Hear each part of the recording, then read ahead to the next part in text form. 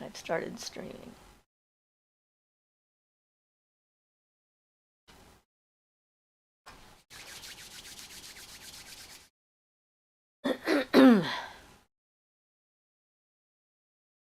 You have started There. streaming? I have a picture now. Okay, there we So go. yes, I am here. Actually got a notification. Yay! It's always good when we're notified. Now we just sit and wait. One has shown up. Was probably you. I think. Do you show up as a viewer since you're official? I wonder. Hey guys, we're here. Hi Maya, Mia. How are you? Jonathan says hi guys. Hi Jonathan. Luna says hello. Hope you're well. Yes, we're doing pretty well. Weird dreams and other things, but nothing completely out of the norm. Susanna says hello. Hi Susanna. Jennifer S says good afternoon. All right, we're off to a roaring start. Emily Love, happy Sunday. TV movies, hello. All right, I love it. Everybody's coming in and just jumping and saying hi right away. All right. Excellent. Okay, guys, so I did the book on books, like you all had kept bugging me to do. So we can talk about it, or we can talk about other stuff. You know how it goes, whatever you want. And Emulk is coming up for us in the Northern Hemisphere, so that means Samhain for Jonathan in South Africa? Is it? I think. No. It's very confusing to try and do the year. So Jonathan can tell us what it is, because right now my brain's not working like that. So Luna said hey to Jonathan. Emily says Mercury retrograde has been hitting hard personally. Haha. Yeah, we've been getting it too. It's been kind of interesting. Jonathan said hi to Ian. Laura says hi. All been a while since I've come to a live. Well, welcome back. Nice to have you. Adam says hi, Siofra. How are you? I'm good. I finished my purple shawl. So I've decided to wear all purple today. So afraid on this, the outer one looks white. On my picture. The what looks white? The light purple looks white. Oh, really? Well, it's not. Anyway, that's what colors do sometimes. Oh, they're not always. Just the camera adjustment. So, Adam wants to know how we're both. We're doing well. Emmy says it's Lunasaw. Right, because then that would be the one just before fall equinox, and we're coming up on spring equinox. Thank you. My brain is just like, no, I cannot flip the entire calendar in my brain. Emmy Love says, or however you spell it. Well, that's close enough. I know what you mean. I think it's Lugh usually is how Lu is spelled, and then the Nassau part you spelled correctly. So it just add a GH between the U and the N if you wanted to know. Mia says, did you knit or crochet the shawl? It's pretty. I crocheted it. It's my second one. And then I ran out of projects, so I went and bought some discount yarn, and I'm now making scarves and hats for the local homeless shelter to keep things working in my hand while I decide what I want to make next. So Emmy Love says, your pure is lovely. It looks purple to me. Okay. It just depends on your screen. Yeah, probably. Probably. Yeah. Yeah, everyone's color settings are slightly different, so you never know how things are gonna look. But yeah, purple is my favorite color, so I decided to be purple today in honor of my purple shawl. It was either that or wear all black against it, which would also look pretty cool. But yeah, I was in a purple energy space. But yeah, things here are going pretty well. Angela says beautiful. It looks lavender on my screen. Thank you. Good. I'm glad.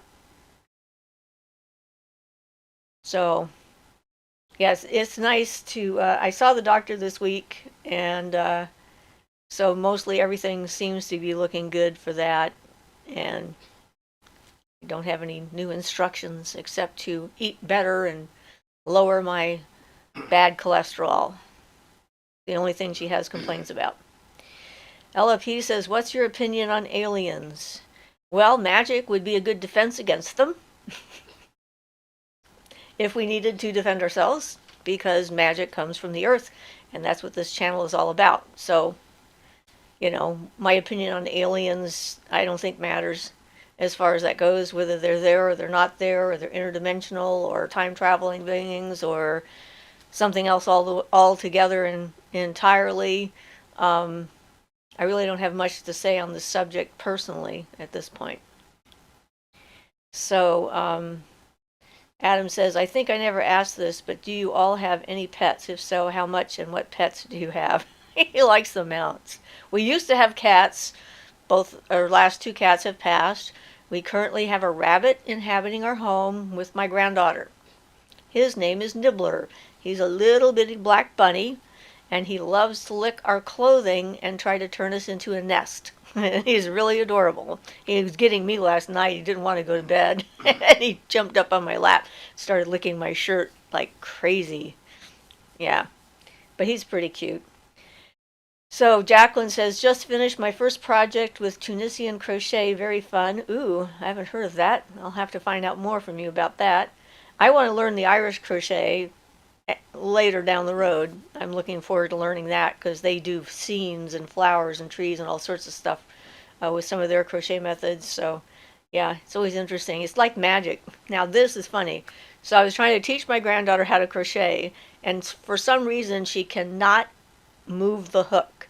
She has to move the wool or the yarn over the hook, and even with my hand over her hand, it was like her hook was a still point in space that had gravity of its own. It was hysterical.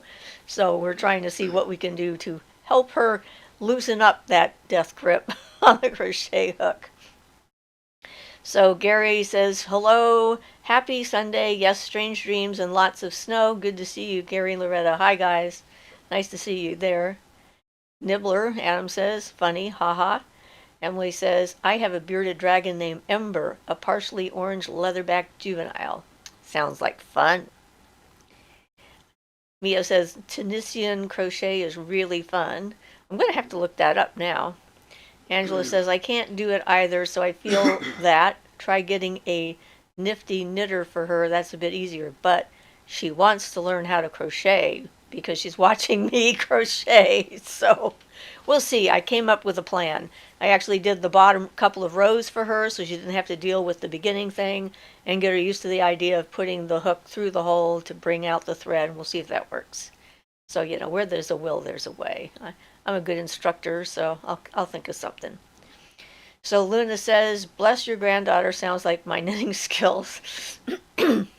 Adam says, question, what are the factors that constitute the energy sensitivity of a practitioner and why some are more energy sensitive than others? For example, empathic people. Because we're all different. I mean, really, we've got different bodies, we've got different brains, we have different experiences. I don't think that there's really an answer to that question. Just the same reason some people play football or something better than others. Well, yeah, some people are just more naturally gifted and talented. And, you can train your sensitivity by paying attention to it and exercising it sort of like any other muscle or ability. It's like a good football player doesn't get good by sitting on the bleachers and watching everybody play football. They have to get in there and get body memory going and all this other stuff and open up those pathways to their brain. Like any activity like that, magic is no different. There are channels that we have to develop and then practice and get better at and comprehend more. And some people decide they're not interested in doing that kind of work, and so they stop. And some people who have been doing it for so long, they're sort of born with the gifts already fully exploded or something. But yeah, so there's no really quantitative way to answer that question. Mary says, hello, Siofra. My internet connection is working again from home, so I can hear you. Yay! Hopefully we stay connected. Just got back from Michigan for my dad's funeral. Unexpected death. I'm back in North Carolina. Well, I'm glad that you got home. I'm sorry to hear about your father's passing, and that's never much fun, expected or otherwise. So, yeah, there's a lot of that going around. Laura says, "Hi, Ruth. Sorry for your loss, Mary." Yeah. Jonathan says, "I'm sorry to hear that, Mary." Mary says, "Looking forward to Emulk and feeling a little start of spring. Winter has been rough so far." Yeah, I think I'm starting to feel the energy shift suddenly because this morning I thought I haven't done my Aurora invocation in a while. I should start doing that again. And I think that's why, because if I'm getting up in the dark, it's kind of hard to say, "Welcome the dawn." And it's sort of, and then by the time I realize it's later, and then it's like, well, it's not really the dawn anymore. So what's the point? You know how that goes. But anyway, I did start doing it again today. So we all have our little, lapses and shifts and whatnot. Jennifer S. says, "I'm sorry to hear that, Mary. I'm also in North Carolina." And I think I forgot to say Luna said, "Sorry for your loss, Mary."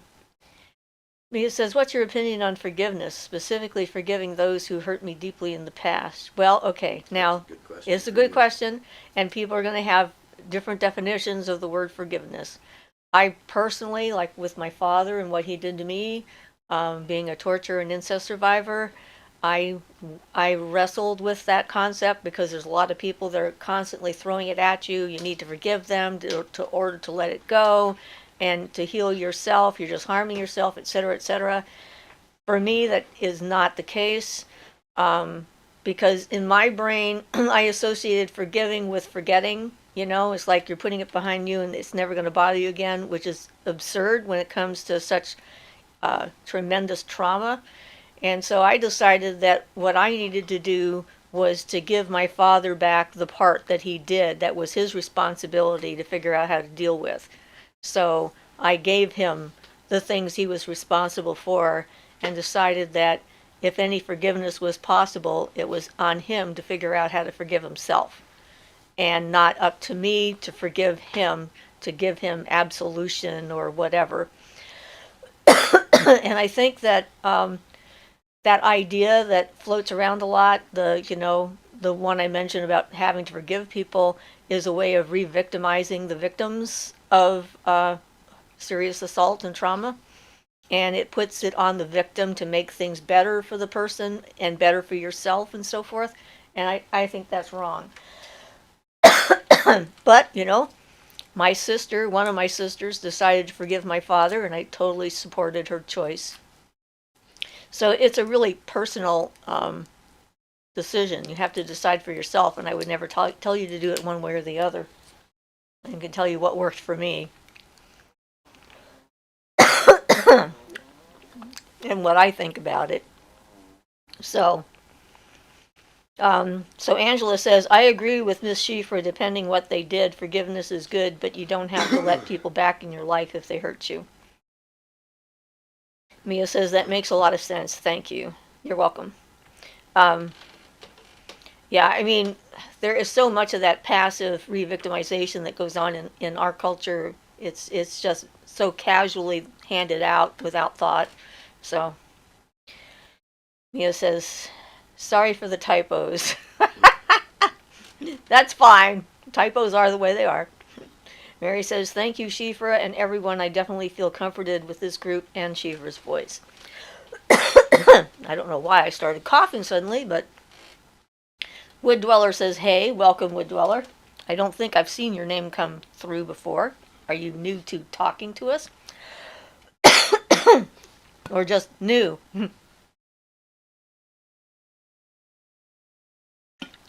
We had like 45 people last week, and I'm sure not all of them talked to us. Laura says, "Hi, Wood Dweller." Adam says, "Wow, I'm so sorry to hear you go through that, Siofra. This is the first time I'm hearing this." Well, I guess you haven't been watching my videos very much then, because I talk about it a lot. But thank you for hearing it. Angela says, "People are in a strange place of thinking these days." Welcome, Wood Dweller. Laura says, "I meant wood, my typo." Well, that's why I corrected it, because I was pretty sure you didn't mean wow. We have have to forgive each other these little typo things. It's like, keyboards and things like that. They're the way they are. Emily Loves says, for the things I've been through, I try to acknowledge what happened and work out how they came to that point if I can, and then forgive myself for any part I played in receiving it, if any. And then we'll get the next part in a minute. Andy says, hello, Siofra. Hope you guys are well. Hi, Andy. Nice to see you. And Wood Dweller says, yes, I am new to talking to you all on live, but I have been following your channel. Well, welcome to our live show. And continue with Emmy, work on energy transmutation practices for my unresolved feelings, Tai Chi, yoga, meditation, drumming, dancing, etc. Sounds like a healthy approach to take. And I did therapy as well. I did incest survivors group as well as individual therapy and the magical stuff that I used to help reprogram my own subconscious. Luna says, Siofra's voice always calms me. Thank you, Siofra. Well, I'm glad I have a calming voice. I used to teach a yoga class years ago. And there was this one guy in my yoga class that he wanted me to tape the last exercise we did, which was the pose of the, not the pose of the child, the one laying on your back and relaxing. I can't think of the name of the pose, but Shiva, the death and the... No, I can't think of it. Yeah, well, it'll come to us, or it won't. But it's laying on your back, and you're going through your energy centers and your breathing and noticing your breathing. And he would fall asleep. Every class, when I did that, he'd start snoring. It was pretty funny. But apparently he had a hard time falling asleep, and the sound of my voice made him fall asleep. So that was kind of fun. Angela says, that's a great way to handle it, Emmy, love. Andy's Shavasana, I think. Yeah. Andy says, everyone should check out Siofra's Come Back Here Etsy page. She makes amazing stuff. Yeah, but I need to make more. I'm right now making shawls and stuff, but not selling them.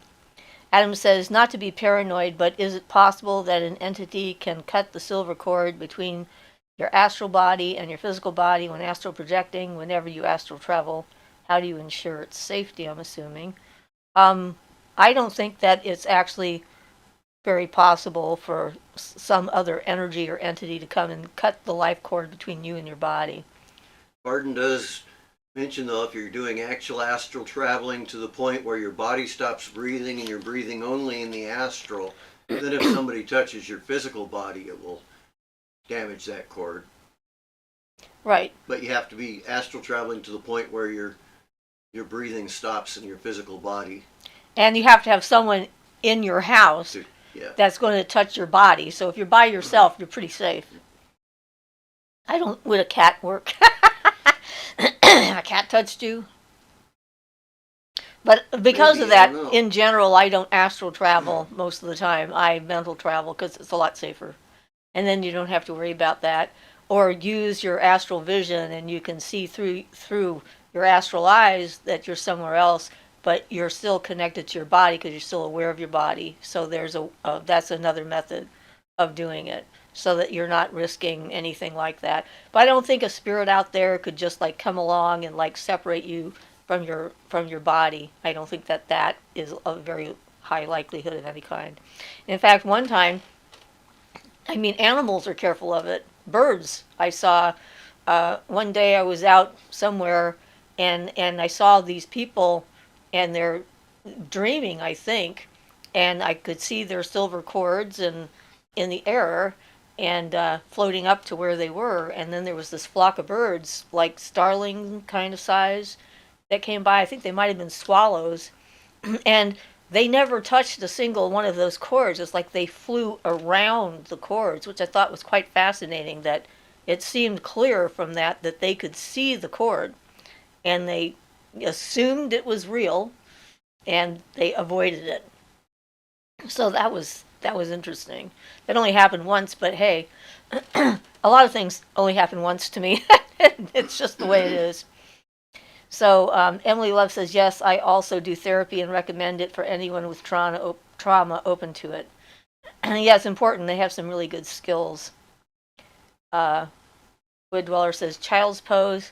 No, it's the one where you're flat on your back. Child's pose, I think, Mary is when answered you're. it right under there. Oh, corpse pose. Thank you. Okay. Shavasana. Shavasana. Which I thought. Well, I knew somebody would help. Ruth says, "Can Artemis help for self-love?" Well, she was sort of an independent woman, and on her own, so I would assume so. She could certainly help with a lot of that kind of stuff. So I would say yes. Emmy Love says, "I like to use the eyes of animals, particularly birds." Laura says, "That's amazing. I love birds too." So Adam says, "Mental travel. I heard you mentioning this before, but I don't really know what it means. What exactly is mental traveling, and how exactly is it different than astral traveling?" Okay, another good question. So, we have several different bodies. We have our physical body, which is, most of us all know we have a physical body. If we're on here and typing, we are aware of the fact that we have a physical body, so nobody is usually confused about that one. And then the astral body, which is less dense than the physical body, which is where we have most of our feelings and emotions. It's sort of an emotive kind of body. And then we have a mental body, which is more of thoughts and ideas. And then we have our spirit body, which is the akasha, soul, whatever you want to call it. So if you can become aware of the different bodies in your that you have, because each one is a somewhat different vibrational level, then it's easier for you to use those bodies. But basically, anytime you close your eyes and you think about being somewhere else, and you sort of have a picture in your head of what that somewhere else is, you're using your mental body. Because and it can. You don't have to worry about the silver cord thing if you're using right, and you don't body. have to worry about the silver cord. And there's a lot of things you can do in the mental body. It's a lot safer. Some of the stuff that I've done where I've cut cords between, and stuff in some of the videos I've talked about, I've been on the mental plane, and it can be just as real as anything else. But then you don't have to worry about your, body stopping and so forth. But it's really difficult to explain succinctly because it's an experiential thing. I found that a piece of, what's the name of the stuff? It's a type of green jasper. It'll probably come to me, or someone will remember me talking about it. That it's helped me to distinguish between my bodies when I held it. Polychrome, that's what it's called. Thank you. And I don't know if that works for everybody, but that definitely was amazing for me. The first time I held it, it was like this very distinct layers inside of me between the different types of bodies. But that's part of the process of becoming tuned, I guess. So Ruth said, "Thank you. You're welcome." Luna says, "To travel while holding my breath." Luna says, "I practice with William Hoff method and tend to accidentally astral travel when I'm in the breath hold phase. We won't go into how long my breath hold is, but needless to say that I'm not keen not to travel while holding my breath." So Shay says, "Hello, Siofra, Ian, and all. Happy Sunday." Hi, Shay. Thank you for checking in on your break at the store. Everyone says back and hi. And Emma Love says that Luna, breathing methods like that are crazy powerful. They certainly can be. I had an experience once. It's in my video, shamanic dismemberment. And when that experience first started for me, I was sitting at a table facing a wall, and I saw the TV on the wall, and I could see the screen and the picture and everything. And I thought that was really strange, and I turned around, and when I turned around, I saw my astral body floating in the room, or my mental body, I'm not sure, but it was pretty vivid. And that body was floating in front of the TV, watching the TV. So that was a pretty good example of seeing through my astral eyes, or whatever we call it. So yeah, that was weird. Yeah. Well, weird stuff happens to me. So, I caught up. We'll see what happens next. I don't know why I started coughing, but it's getting better. Adam says, okay, but how exactly do you mental travel from a methodological point of view? What are some things you are able to do while mental traveling that you cannot do in astral traveling? You can deal with things without being completely and totally terrified and running for your life because you saw things that you couldn't understand and they made you feel bad. The mental body is related to the mind, so stuff that comes through your mental body won't necessarily contain all the emotions. Astral body will get all the emotions, but if you don't want to feel like you're right there in person, if you have to watch something you don't like or is, really bad or something, use your mental body and you don't get the emotional impact from it. For just an example. So Luna says, Dion Fortune mentions packing psychometric samples using silk and wooden box to insulate. I'm guessing that nowadays we can substitute the wooden box for plastic?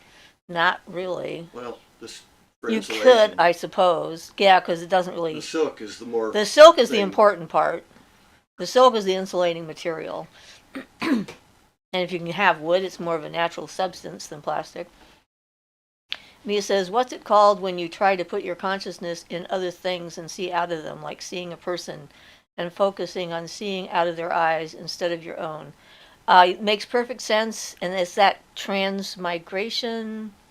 No. No? Not at all. That has to do with reincarnation stuff. Oh. Okay, well, do you know what the term is? I mean, I know how you do it. No. Putting your consciousness into other things is a pretty standard practice in order to develop that ability. It's in Barton's books. He has you start putting your mind into objects, and then once you get objects, then you put it into people, and you can look through their eyes and such, but I don't know what the word is, if there's a word. Exteriorization of your mental body or astral body, but yeah, I don't. Yeah, so we know it can be done, we've done it, and we don't know what it's called at the moment. I'm sure there's a word for it, but yeah. If it's in my head, it's buried down and... the things that are in our head. What was that phrase? I've forgotten more about the subject than most people learn in a lifetime. And it's, yeah. Sometimes these things get stuck underneath layers. But the term is not as important as the actual ability, in my opinion. And so, the term can help us to communicate better with each other as far as, like, that kind of thing goes. But being able to do it and knowing the term are not exclusive to each other. You can do it without it, obviously.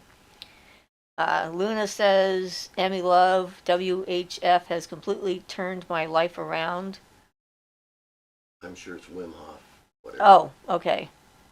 That guy. All right. Come back here. Come on, finger. Angela says, don't the people spirit guide go, hey, what are you doing? Well, sure. They can go, hey, what are you doing? But if you go like, I don't know, it's none of your business, it is like, they can't stop you from doing anything. They can stand there with red lights and flashing and flags, and they can be mouthing, don't do it, but you can go ahead and do it anyway. So for me, it's always nothing predictable. They seem to show up at random times and tell me things, and like don't have much response to my input. Well, that's when you're asking them a question. And with the angels, I find that they're mostly unhelpful. Anytime I've asked them a question I thought I really needed an answer to, they're like, I'm sorry, but that's a human thing. You have to decide this for yourself. We cannot interfere. Like, the Watchers in the comic books or something. Just kind of sitting there gawking. Like, okay, whatever. Here we go again. So Mia says, okay, thank you, just wondering. Angela says, if you try and go in someone else's head, well, there's ethical considerations.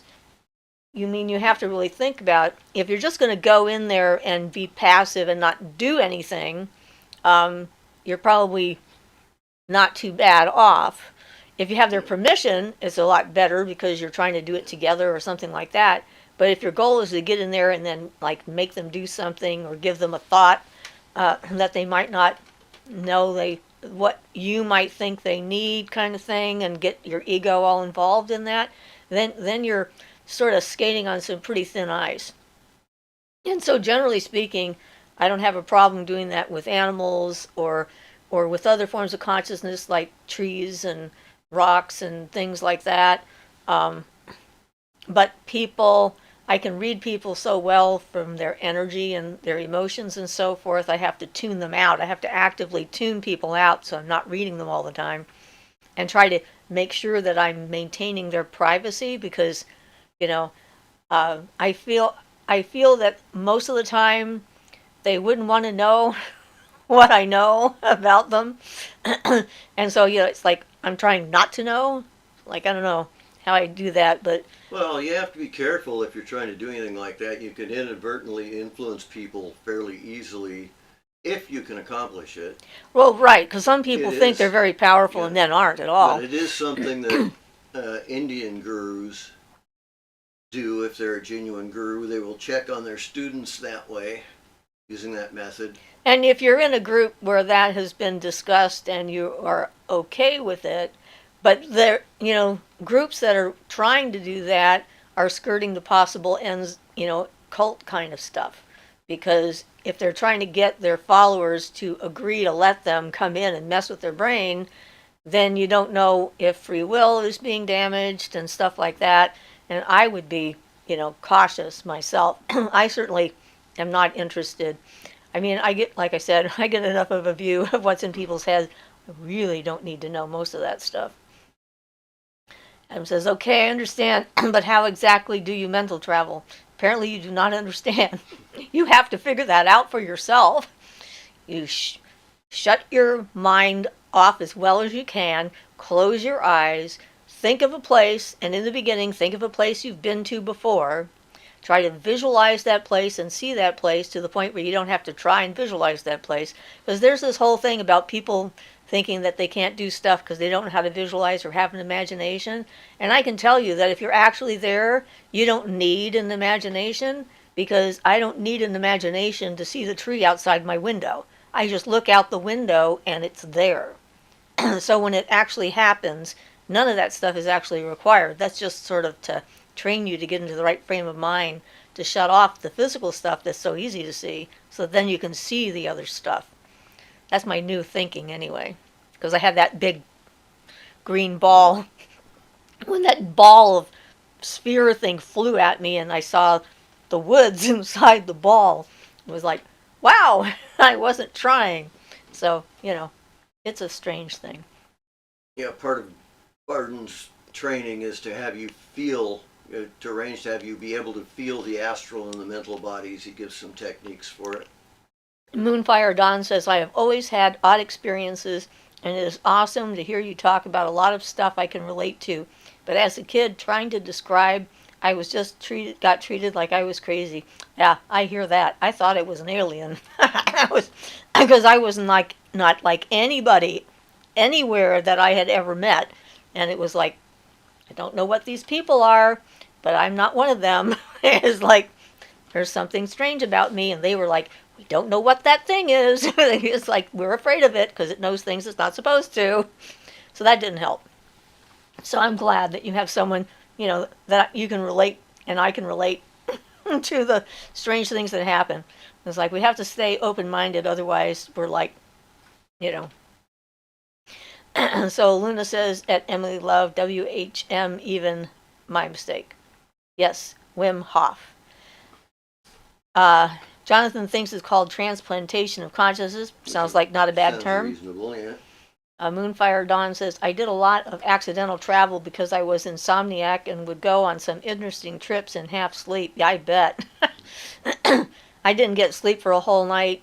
I got woken up at like 2:40 in the morning the other morning, and took my temperature because I thought I had a fever, but my temperature was 94, which was like the opposite of a fever. So then I stayed up trying to figure out was this a bad thing? And did I need to do something about it? Then my granddaughter heard that I was up, and then she got up, and so then we were up all night. So by the time I went to bed that night, there were things flying around my house like crazy. And I was like, ignore, ignore, ignore, ignore. I'm not engaging with whatever you are. I'm going to go to bed and go to sleep, and this will all be over. And then it was. So Angela says, that makes sense. Moonfire says, one time I did stop breathing and was startled enough that now I mentally view but don't project completely. Good for you. Yeah. You don't want to be dying accidentally when you're not ready. Angela says, yeah, I don't know how I'd feel about someone going in my head to mess with things. My method for mental traveling is using daydreams. I relax and daydream for a few minutes, then stick myself in my daydream and start interacting. Not a bad idea.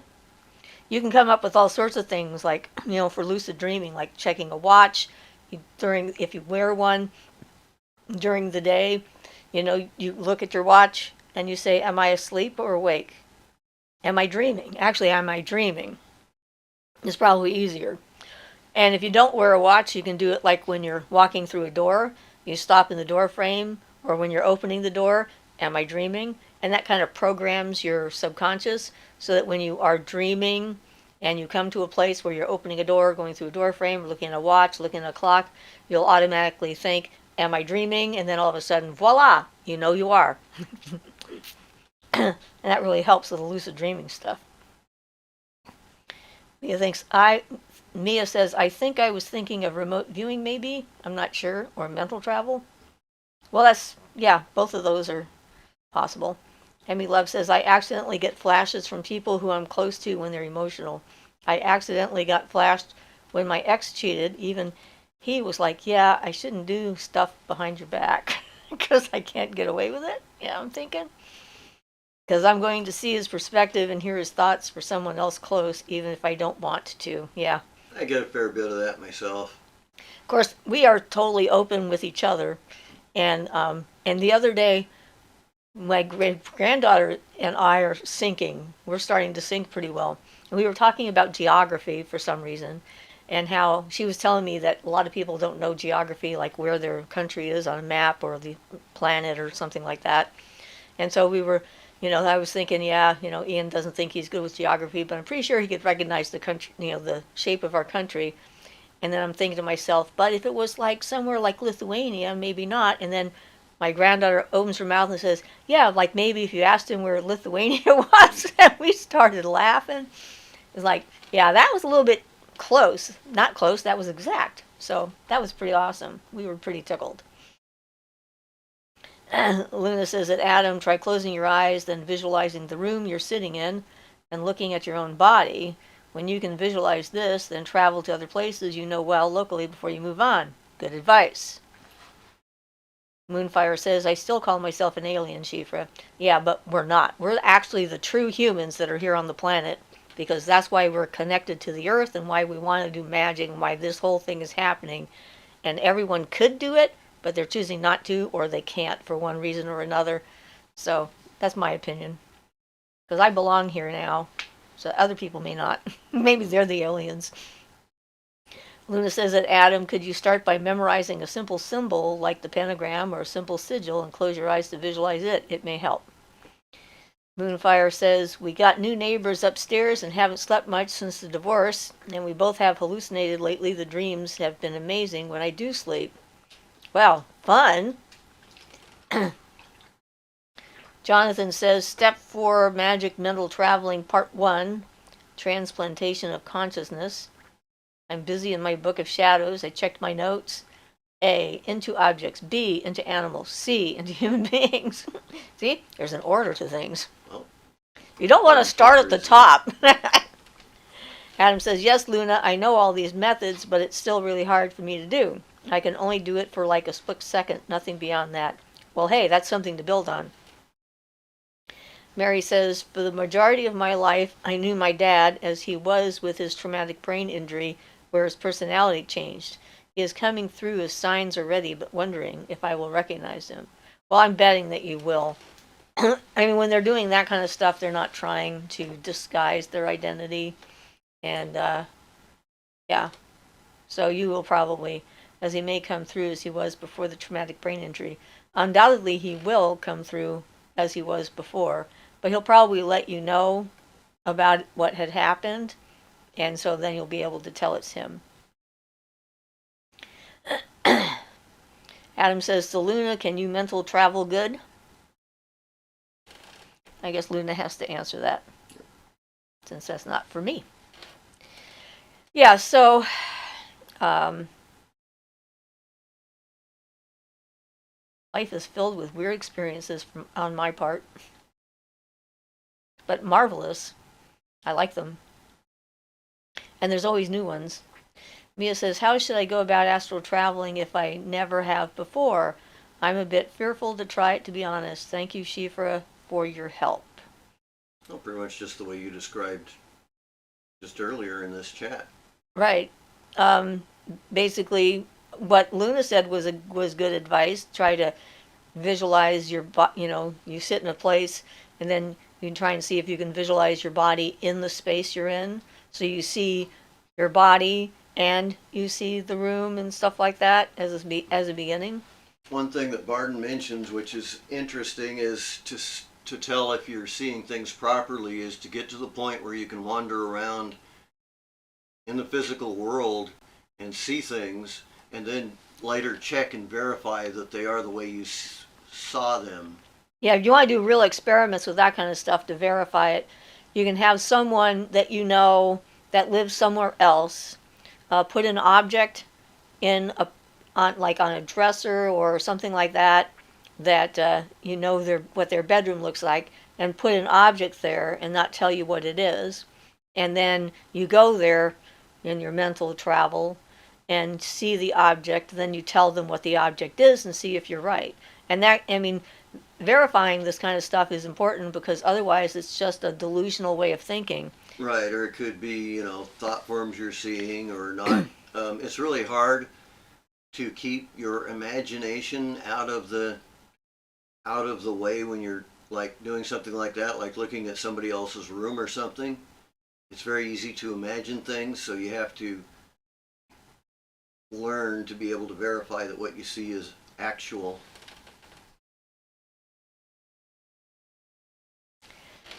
So Luna says, at Adam, don't be dispirited, practice, practice, practice. Maybe you'll get to 5 seconds, then 10 seconds. And yeah, it's like becoming aware of an appendage or a sense that you didn't know you had. It's impossible to describe exactly how to do it or what it's like. If you've had it and it's happened, then if someone else mentions it, you know exactly what they mean. And so there's not like, since it's an ephemeral kind of a thing, it's not physical, it's not tangible. So, it's like everyone has to figure out how to do it themselves. And there's, methods and practices and so forth.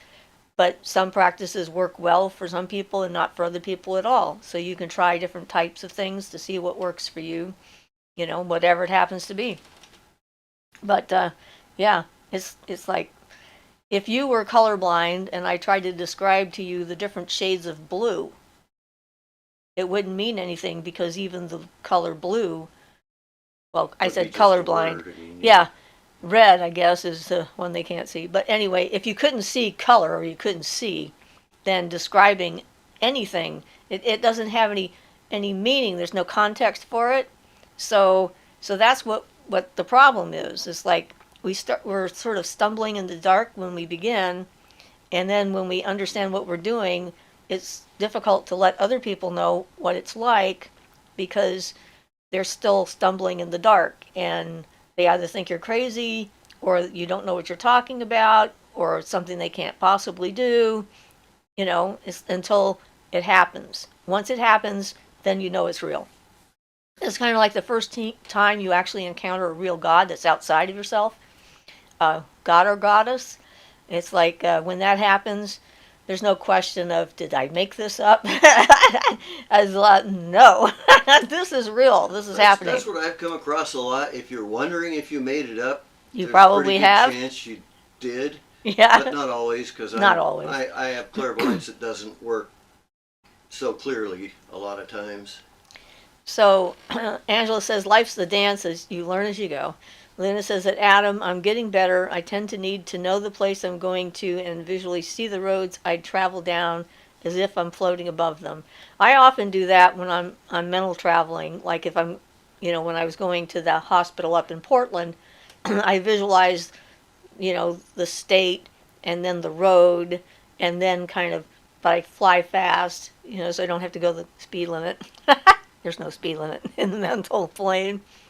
And then, visualizing being in the hospital and going to the room. That's why I like to have addresses and room numbers and, things like that so that I know where I'm headed.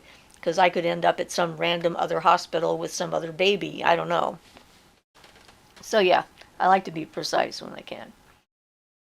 Mary says, that makes sense. Thank you. I'm interested to remember him again from before the injury. I was 12 when his accident happened. It could be very interesting and healing for you to experience something like that. One of my clients actually had her husband come and visit her. It's been a few years since he passed, and she at first was startled and like said go away, and then he did, and then she felt bad. And he hasn't been back. So now she's thinking that was it. So who knows? But yeah. Luna says that Adam, I kind of see the travel to my mental destination in fast time lapse. Moonfire Dawn says, I love, whoops, my finger went and twitched.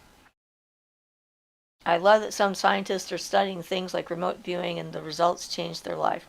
Not to mention what quantum is doing for the sciences. Mia says, makes loads of sense, thank you. Adam says, question, have you ever made a servitor before? If so, what exactly did you program it for and how effective was it? Is it really true that you can program a servitor for any intention that you have?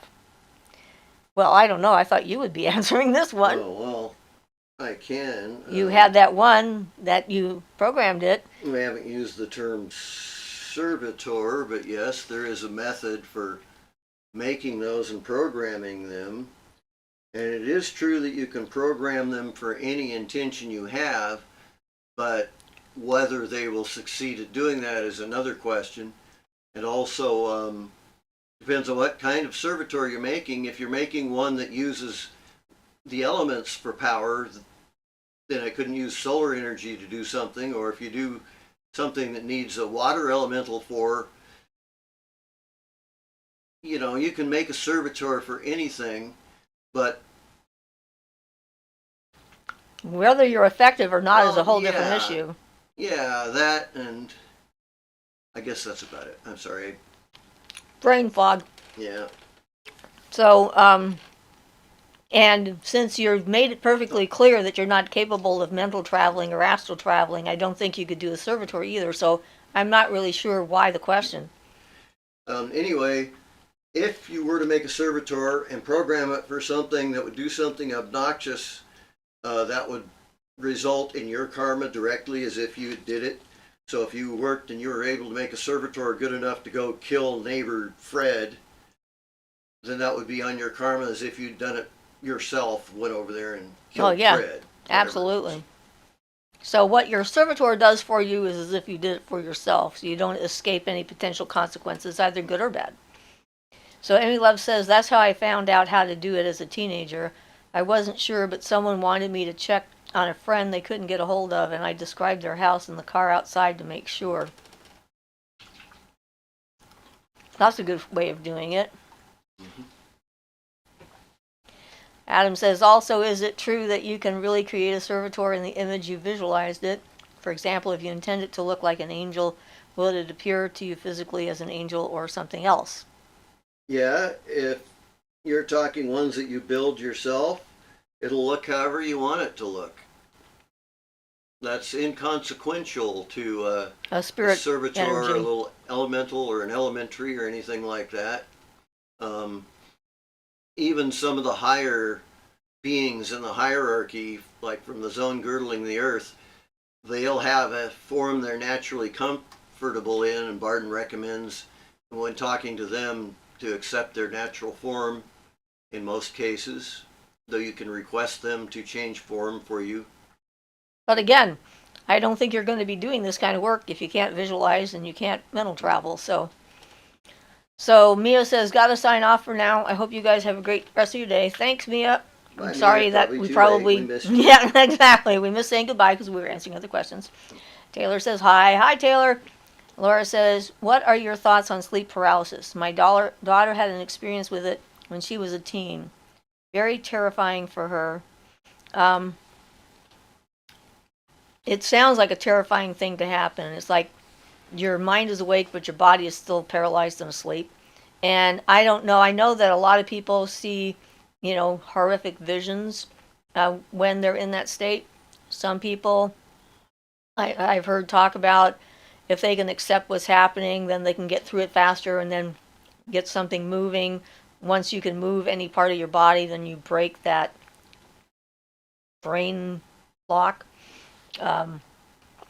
So I don't know what to say about it, except I'm glad I don't have them mostly. Every so often I think something like that has happened, but I haven't. I've been able to move. I think I might have had one like that this morning with all those weird images and stuff that were going through my brain. It took an effort to make myself wake up. And once I got moving, but for a while I felt kind of odd with very strange images last night. So Laura says, bye, Maya. Take care. Adam says, later.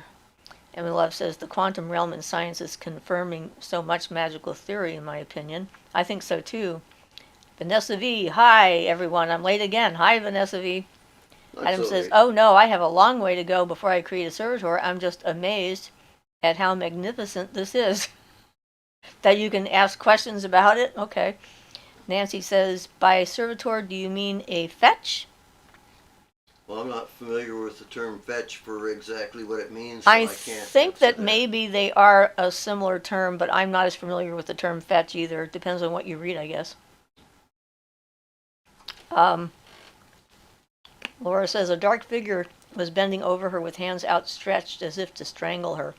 Well, that that would be definitely terrifying. Yeah. But it may not be paranormal. That's the thing. And if she can be convinced that it's not paranormal, that it's just some weird thing in her mind, even if it is paranormal, that will help. It's like, because with the paranormal kind of stuff, the fear is the thing that feeds it and makes it worse. And so that's usually the worst response you can have to something that is out of sync. Yeah. Angela says, what's a fetch? So we don't know for sure. So maybe Nancy can answer that question and let us know what she means by a fetch. I'm thinking they might be the same thing, but I guess we'll find out. That's one of the things I like about this show. We never know what we're going to find out and what we're going to learn, which is always fun. So many different people with all their various experiences and stuff. Fetches. Angela says, I was hoping Nancy would explain. I've never heard that term. Yes, we're all hoping that too. But if not, let's move on. If she doesn't want to explain it, that's fine. Sam is free, says, hi, Siofra, any advice on suspending disbelief and working around skepticism? I'm having difficulty believing in my spell work. Good question. Mostly just keep doing it. Well, the suspension of disbelief, when it comes to anything magical, it's like the more you do it, the more you see results, the less disbelief you will have, and the easier the suspension of disbelief will be. So it's experience that is going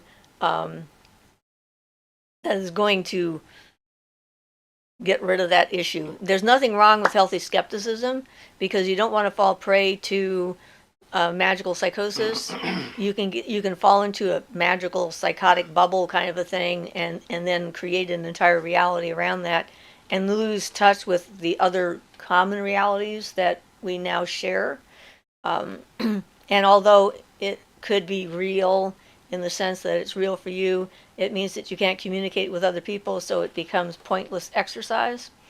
So yeah. I mean, at some point I knew that energy could heal people because I did so much energy work on people and so many people got better. So Nancy says, in my tradition, a fetch is a spirit of an entity created by magic to assist a working. It isn't a familiar. Well, then it Sounds is. pretty similar to the Sounds same pretty thing, much yeah. like a servitor, Yeah. or an elemental, which is another term. Yeah. Well, Barden uses elementals and elementaries depending on which plane you're talking about.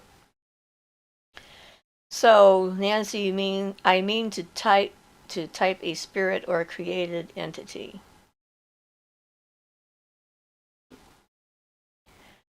A type of spirit. Angela says, interesting. Jonathan says, fetch, servitor, agregor, elementary are all the same idea. They are entities deliberately created on a subtler plane than the physical to do stuff for the creator. Pretty accurate. Pretty accurate. V7 says, evening everyone. Any suggestions on different crystals to use when connecting to spirit? Depends on what you're trying to connect to and how. I mean, I love using selenite because selenite is like solidified light energy. And so when you're using that, you can clear your aura, you can charge your crystals because it doesn't need to be cleaned itself, and it will clean other crystals and charge them naturally, whatever you've put on them. So it's a really nice way of having to avoid all of that. Put your stuff out in the moon, put your stuff out in the sun, make sure you get it in before it's too late. Otherwise, you've ruined the whole thing. So, I like to bypass all that stuff because it's a heck of a lot of work for not much return. But with specific types of entities like celestite supposed to be good for the angelic realm. Yeah, look them up and see what fits. I did a thing on crystals and some of the crystal books. I didn't add those to the book video. Yeah, that I use. If it were me, I'd start by breaking them down into crystals for the four elements, and then for the planetary forces, and then whichever one of those fits the being you're trying to. Yeah. Sam is free, says thank you so much, and Jonathan says lapis, lapis, lapis, lapis all day long. Yes, lapis is wonderful. In fact, I was looking at my nice round chunk of lapis last night, like one of my early favorite rocks. Angela says, I love labradorite with its fiery and pretty patterns. The energy just clicks with me. Yeah, and some people have, some people can actually be allergic to the energy from certain stones, just like they can be allergic to the energy from certain people. So, if you have a bad reaction to a stone, either your energy is so far off from its energy that it's just clashing, and if you want to work with it, you need to change your energy around or get in a different frame of mind before you use it, or it may just be something you're not ready to work with or something you don't need to work with. So, Jonathan has a tongue sticking out. Danny says, vetch is Old Irish for doppelganger traditionally. Doppelgangers are completely different. Taylor says amethyst. Yes, another one of my loves. If you want to connect to what's typically called spirit, as in the acacia, amethyst is it. Vetch or vetch pronunciation depending on what the part of Ireland and their accent. Yep, like I said, there's a lot of terms out there. The important thing is to know what we're talking about when we're having a conversation, what we mean by the words. Yeah, amethyst is another good all-around one because of its relationship with the acacia and its ability to clear the mind and so forth. Ian has experienced its ability to clear his mind to his detriment, like of all things he's imbibed, including medication at times. Well, they're using Barden's Kabbalah, but it was used as to prevent drunkenness in the past. Luna says, hematite makes me lightheaded and drained. Ha! And it should make you feel grounded, not lightheaded. Maybe it'd be interesting to figure out why. Angela says, do you ever use bottle magic? I love witch bottles. Yes, in fact, I have a video on how to make a witch bottle for protection. And I got into doing some jar spells with a friend. I haven't done one for myself, but I designed one for her, and it's been working famously. And it's continuing to work. She's continuing to add and change things to as things have shifted in her life, but it did what we intended it to do. So that was nice. And yeah, I made my own 4th vinegar, and I used that instead of wine in my witch's bottles because I think it's more potent. Um, Moonfire says, my first instinct was to buy a selenite wand. It was one of the first magic items I purchased knowingly. Yeah, Cool. I've got one. That's one of the things I use it for. V7 says, thanks, lapis and labradorite are ones I've been using along with a few others. I was just seeing if there was others I didn't know of. I've been reading a lot. Yeah, your brain kind of gets overloaded. I actually made my own little encyclopedia, because I wanted to not have to relook up all the ones I had from the 3 or 4 books that I had. So I made a loose leaf notebook kind of thing of small pages and then put in dividers so I could put in alphabetical so I could find the buggers and just put in the ones I actually have. So then if I can't remember what it's for, I can look it up and not get out all my books. So Angela says, oh, I'd cleanse that hematite. That doesn't seem normal. Maybe your hematite has some troubles? Who knows? I mean, hematite, it's very grounding. Earthy and Saturnian, yeah. Yep. Emmy Love says, walking away from my phone, you're on the TV for your time. Have a lovely week. Bye. Thank you for being here. We enjoyed your questions. Come back. We're here every week. Yeah, so, there's just, somebody had wrote a question about what I do, if I have things I do on a daily basis, and spell work and stuff like that. And it's like, with the spell work in particular, I basically don't do it unless I need it. If something comes up and I'm going like, I could use this for that, and I do that, and so forth. But my basic routine is the Aurora invocation that I like to do in the morning, and then trying to stay as aware of my environment as possible during the day, pay attention to any signs that might come by and bop me on the head, and then in the evening, I do the practice with my opening of my third eye and seeing spirit in my room and casting my circle and so forth. So Angela says, bye to Emmy Love. Hope to see you next time. Luna says, I use Septarian Dragonstone for grounding now, and the vibe is amazing. Sounds like you have found something that works. So that's all that matters. Adam, question, how is remote viewing different from mental traveling? Is remote viewing an extension of mental traveling, and if so, how? Well, you've actually come up with the answer there yourself. Remote viewing is different from mental traveling because it's seeing at a distance, but without traveling there in your mental body to see directly.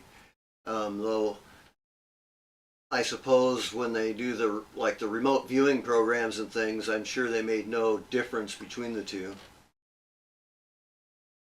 So Laura says, bye, Emmy Love. V7 says, hi, I've created something almost the same. There's a crystal fair coming to town next month.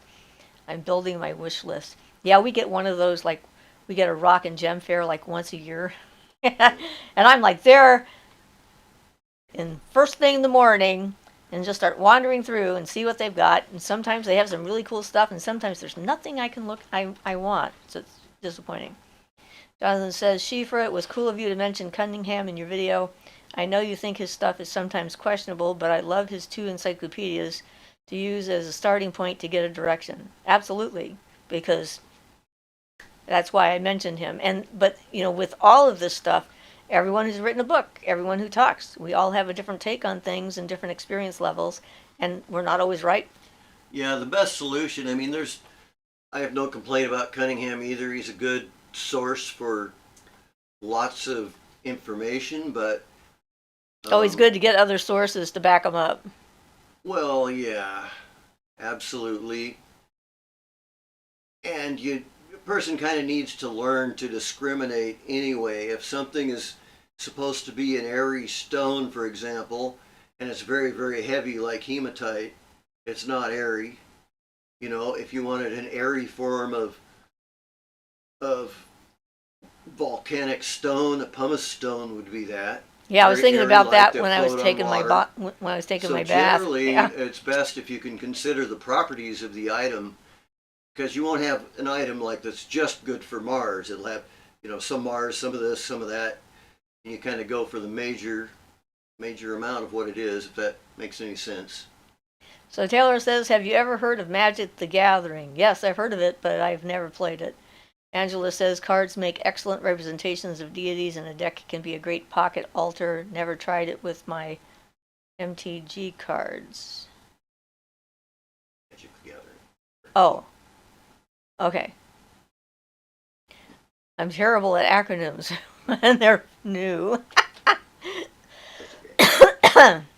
I also have heard of Dungeons and Dragons, but I've also never played that game either. But they have some really good resource material for all sorts of spirits, and sometimes they actually have more accurate information in a D&D Dungeons manual, I mean Dungeon Master's book, than they have in a lot of the other source material that I've gotten out there. Sometimes theirs is the only one.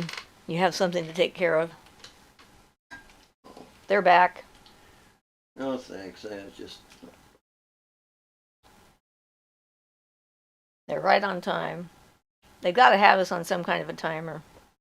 Oh, I know. It's some sort of bot thing or something. I'll just keep complaining about Yes, it. Angela says, ugh, that bot is back. Yes, that bot is back. They keep changing their name just a little bit, so each week we have to get rid of them again. Jonathan says, hi, love face. Yeah, no, don't engage. It just takes me a while, because... Angela says, we are not interested in a love face bot. Nope, we're not. The names that these people come up with is hysterical. Anyway, yeah, so where were we? Let's talk with something else while we're waiting for those guys to go away. Apparently they're not, unless I specifically... Well, one of the things I did mention in the books was resource materials for goddesses, heroines, gods, and stories and mythologies and so forth. And that's something that I've really enjoyed doing, is reading up on the different myths and so forth, and what I can get out of those myths and what they mean to me, and how that can inform the stuff that I might choose to do.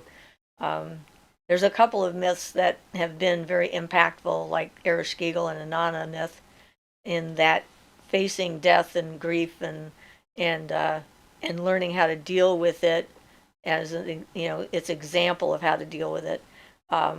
So V7 says, have you done past life regression, and do you have any tips of doing it alone? I have done some. I remembered some past lives when I was little, so those were not regressions. When I met David, he was doing past life regressions, and so I did some of them with him as a guide. He's actually a fairly decent guide when he was doing that kind of stuff.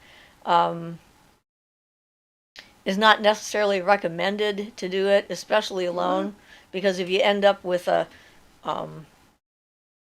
situation that you get so involved in that you don't remember how to get back out.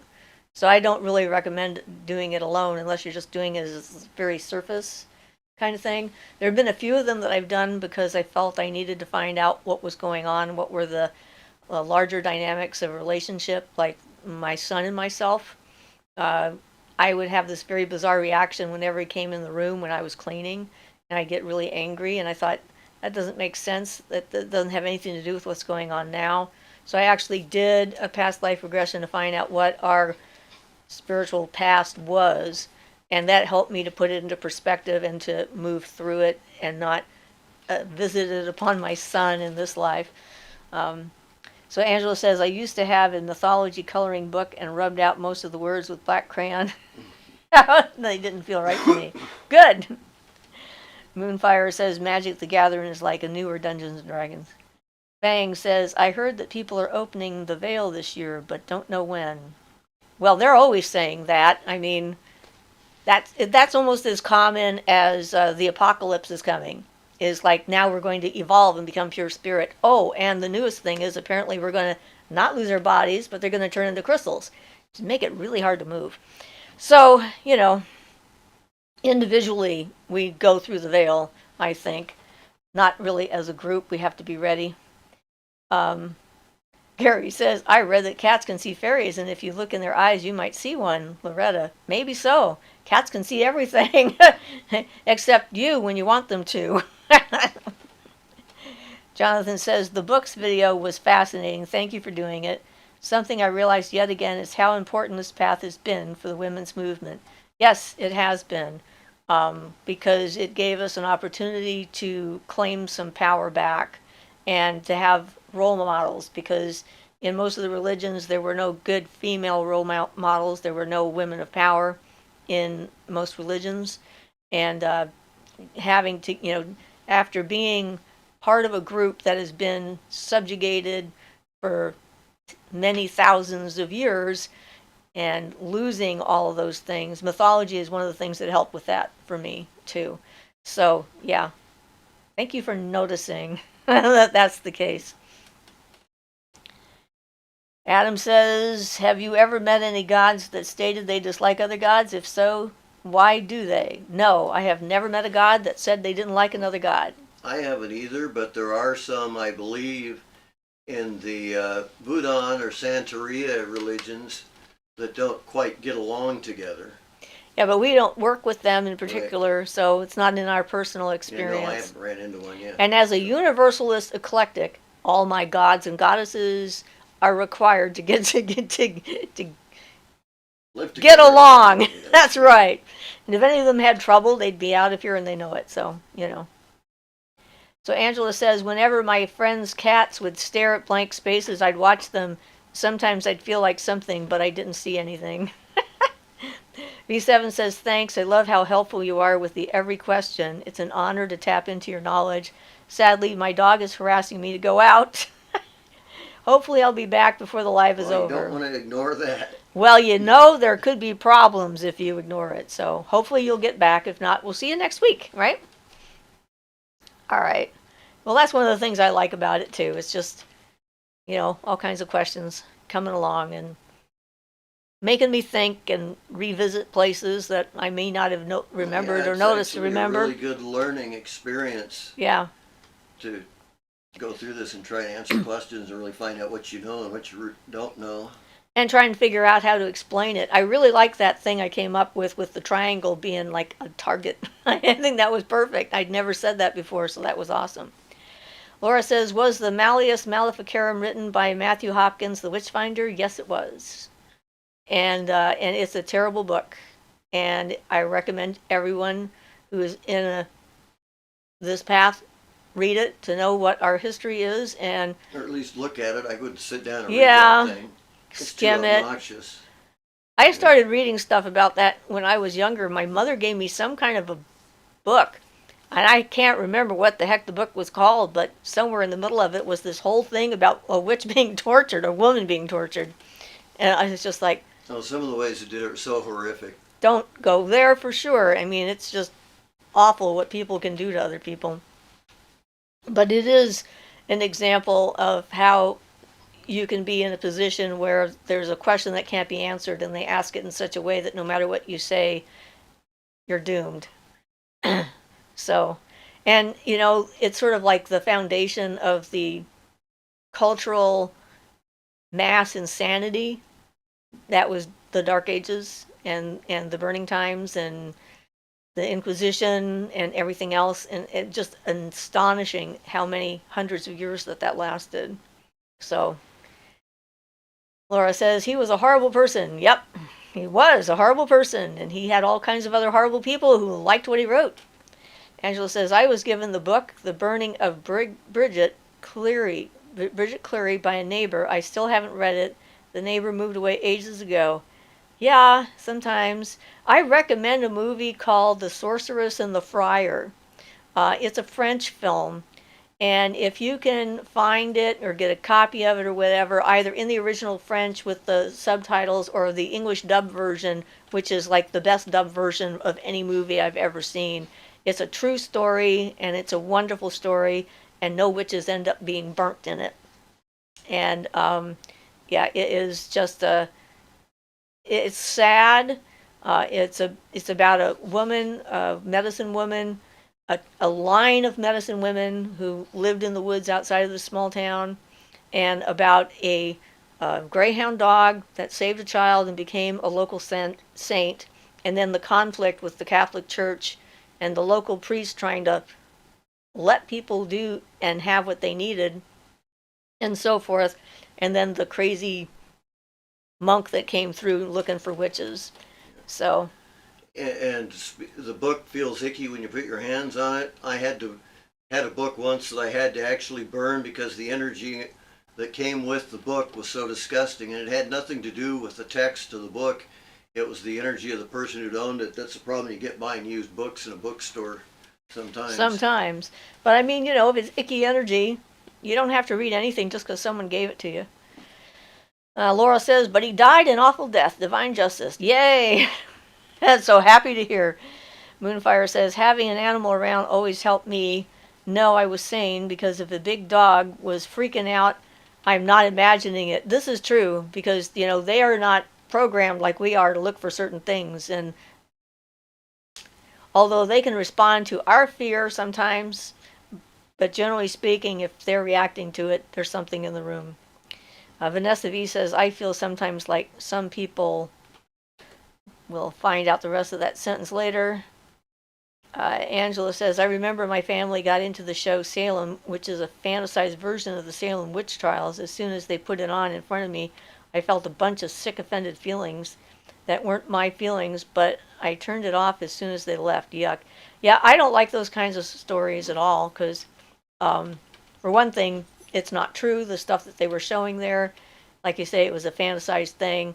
And then they were like making them evil and worshiping the devil, which isn't true either. It's just like, who needs that? Adam says, question, not to be annoying, but Christians say that Kundalini is a demonic serpent goddess and that meditation activates this. Because of this, I'm afraid to meditate. Why exactly do you think this is not true, and how you validate this? Well, I don't know that it's not true for you, because people's personal beliefs are what they are. Kundalini is a goddess from India, and the energy Kundalini is the serpent energy that comes up the spine that's supposed to help you to reach divine connection with the spirit world. The key problem there is the word demonic. Yeah. Which it has nothing to do with demons in any form. And Christians think that anything that isn't theirs is demonic. So there's no arguing with it as far as that goes. There's no way to justify or to argue against what they say, because their worldview is, if it's not Christian, it's devil. And if it's, so everything, fairies, gods, goddesses, energy, meditation, yoga, any kind of practice, they're worried it's going to lead you down a path of self-will and discovery, in my opinion, is bad for them, because if you start questioning what they're telling you and you start thinking for yourself, you might decide it's not what you want. You could decide it is what you want, but they won't let you try that to find out. So, it's entirely up to you, and I have no reason to try and convince you otherwise. So Vanessa V says, want to bring the witch hunts back now. No. Eddie says, I recently felt compelled to create a wand using rainbow fluorite and deer bone. I don't know much about the crystal, but I felt connected to it. Do you know of the uses or correspondences of the rainbow fluorite? Well, I love fluorite. It's wonderful stuff. But that book is in the other room, so I'd have to look it up. So, yeah. But I think the rainbow, it gives you all the different colors and attributes of all the different kinds of fluorite. So if you look up fluorite, look up each color, because rainbow fluorite has all of them. And so I would imagine it's probably good for activating your chakras and balancing your energy and connecting with things. But that's just spitballing. Like I said, the notebook is the one book I didn't bring out here. All the other ones are on the floor. So Vanessa V says, sorry, my technology is misbehaving this week. That's fine. Jane says, hello. Hi, Jane. Thank you for joining us. Jonathan says that, Adam, what happened is that in the Middle Ages, church philosophy became the idea that if it is not from God, it must be from the devil. Just what Siofra said. Are they back? Yes. Yeah, okay. There's some assholes out there doing it. So Angela says, I got in trouble during my confirmation and ended up quitting it because I got talked down to for reading a book a psychic wrote about colors in heaven and brought it up. Oh, you rebel. And no one, come back here, no one wants those back. Oh, that's what that is, yes. Just ignore it. Okay. Moonfire says Christianity is an anti-magic program to limit the masses. Well, actually, there's a lot of magic in Christianity. They just package it slightly different. Catholicism has got so much ritual in it, and a lot of the rituals that they do are almost identical to the rituals that we do because they absorbed it from the pagan and cultures, other cultures that they went and came into contact with. That's part of how they thrived. They absorbed them and made them feel comfortable. Angela says, I'm glad I never got confirmed. I found witchcraft several years later and never went back. Yay. Eddie says, sadly, Vanessa, in many countries, people, both witches, and I got stuffed in there, we go, both witches and non-witches are still tried, killed, ostracized for practicing witchcraft. I'm just glad I live in a country where that isn't the case. And it's true. People are afraid of things that of the unknown. It's watching one of those video shows that like strange videos or whatever, and there's reports of videos of women witches riding on broomsticks in the sky. And I'm like, yeah, right, okay. Manifestations of those must be some kind of weird mental thing. Angela says, my rebel church moment was asking the priest why the devil didn't die. The priest explained about Lucifer's Christian origins and explained he had a job to do, so he didn't need to die. Well, yeah, he had a job to do. Tempt everyone, right? Without him, there would be no salvation because there would be no sin. That'd be one way of looking at it. Black Lily says, hello. Hope you are well today. I am. Thank you for coming. We've only got about 9 minutes left, so if you're going to get a question in, now's the time. Angela says, his job just changed. I always wondered why the priest was so open. Eddie says, it's funny that Christians are so anti-magic when Jesus was out there walking on water. Seems kind of witchy to me. And if you read the Old Testament, you'll find tons of basic witchcraft spells included in there. And black magic rituals all over the place. One of them is if your wife, you want to find out if your wife cheats on her, you say this prayer and you put it and you burn it and you put some dust from the church floor and then into some wine and then you have her drink that, and basically her genitals are supposed to rot out if she's been unfaithful.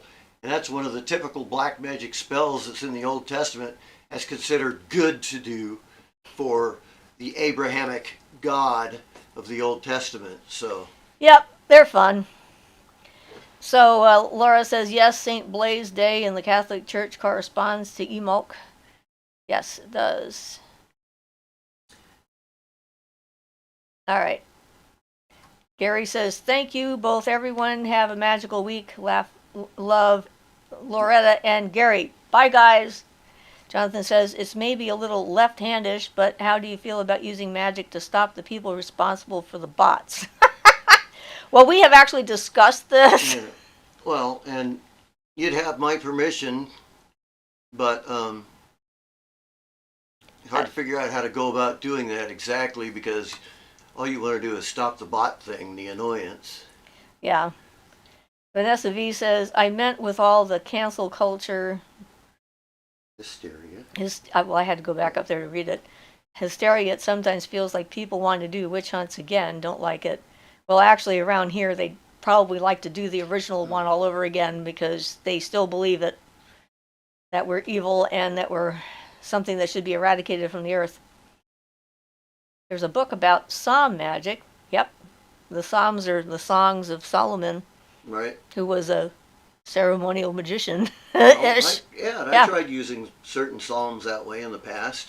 Yeah, he uses the Psalms of the Bible. I'm wanting to try. V7 says, dives back in. Hi. We have a good question. Adam says, question, was it ever written in the Bible to kill witches or anything like that, or did some other governing body create that law in the past?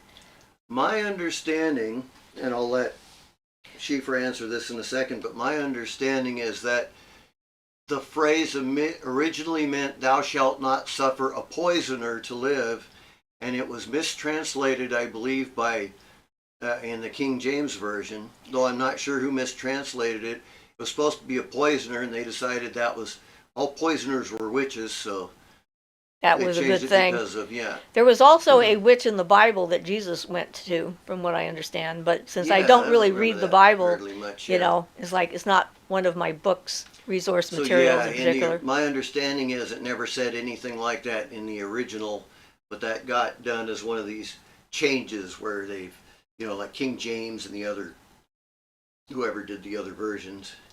So Moonfire says the government used the religion to stop us even with all the magic. Well, that's what they wanted to control it. Yeah.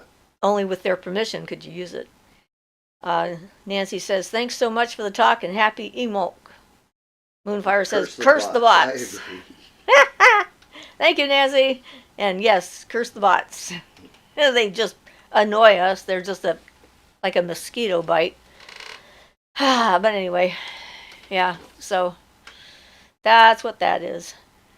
Vanessa says, well, King James hated witches. I have no doubt. No kidding. Yeah, there's a lot of historical information about all that and what happened in Scotland, etc.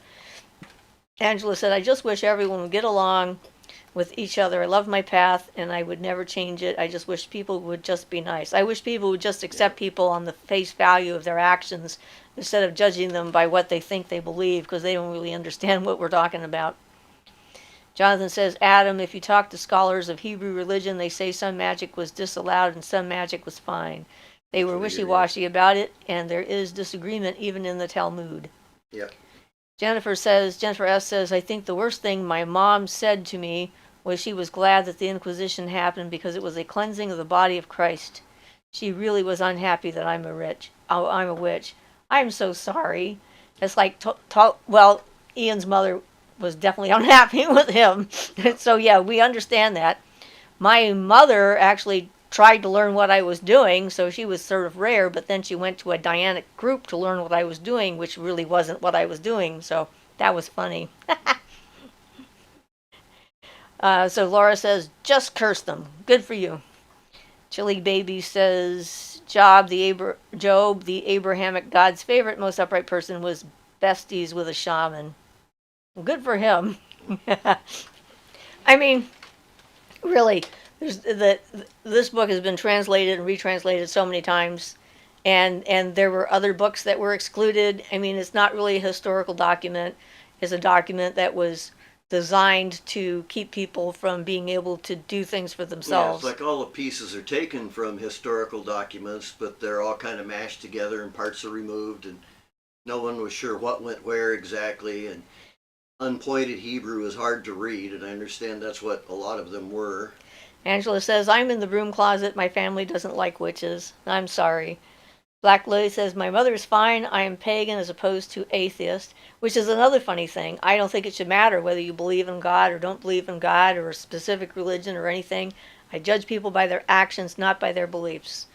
Because I think that's a much better criteria. Approach. I like practical approach. Yeah. Because beliefs change. Maybe actions can change too, but if someone's consistently having good actions, then you can have a pretty good idea of the nature of their character. And somebody can be the most pious person on the planet and be raping children in the background, and nobody knows until later. So, beliefs aren't any kind of a cover or an explanation or like a resume that I would ever fall for. So, Luna says, thank you all. Blessings for the week ahead. Thank you. They're all noticing it's about time to go. Sophia Pipola says, Catholic communion is straight up a magical ceremony, the blessing of the bread and wine, transforming it to the body and blood of Christ. Absolutely is. Absolutely. Angela says, same here. If someone's a good person, they're okay with me. Character is important. Some people are more educated, less educated. That's another criteria that should not matter. Eddie says, thank you, Siofra. Blessed be to you and all, especially you broom closet witches. I'm glad you guys have found a place where you can be yourselves, so good for that. And, that's one of the things that we definitely want to be, is a safe space for people to ask questions and get answers and not be, judged by whichever part of this they're on. So, If I ever do that, I apologize, and you can let me know. And I don't mean it. Eddie says, thank you, Siofra. Blessed be to you and all. I did that already. Angela says, true on that, Siofra. Okay, so, or Sophia, because there's me and then there's her, and we have similar names and letters, but in a slightly different configuration. Confusion. So thank you all for being here. All right, so I guess it's time for us to get off the air. And we're glad everybody came, and welcome for participating and being here, and hope to see you again. And if you have questions, send me an email, siofrasmagicalcove@gmail.com. And so bye all.